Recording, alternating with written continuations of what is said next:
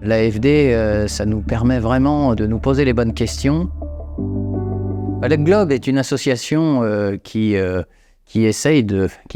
tente d'organiser les conditions du développement par la culture, dont l'action est entièrement portée par des artistes, des techniciens du spectacle, des personnalités du monde culturel. Elle s'intéresse aux populations rurales, aux populations nomades, aux populations enclavées, et c'est une animation territoriale que nous proposons dans ces lieux extrêmement reculés.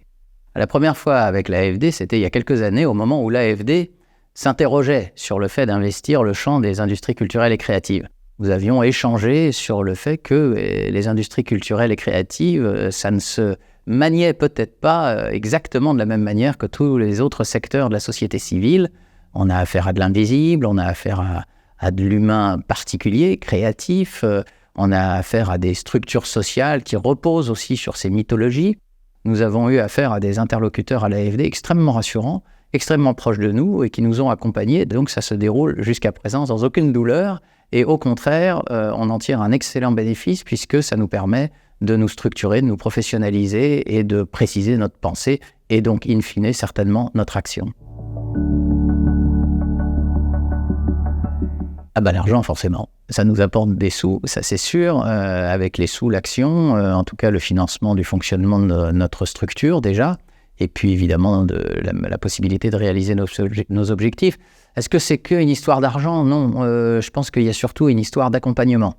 L'AFD, ça nous permet vraiment de nous poser les bonnes questions, de réfléchir à chaque fois au bien fondé du moindre euro ou du moindre CFA, en l'occurrence dépensé. Ah bah non, surtout pas.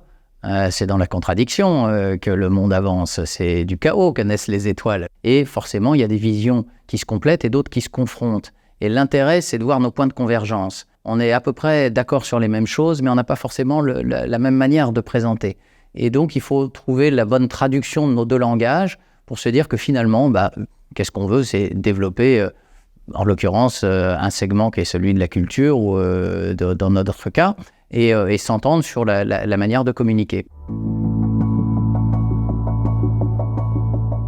Ça peut faire peur en termes de somme de travail d'abord, parce que les petites organisations privilégient l'action de terrain, en tout cas la nôtre, énormément, et évidemment on a l'impression qu'on va rentrer dans un schéma où la composante administration va être imposante. Je pense qu'il y a une méconnaissance de l'Agence française de développement au niveau des petites ESC.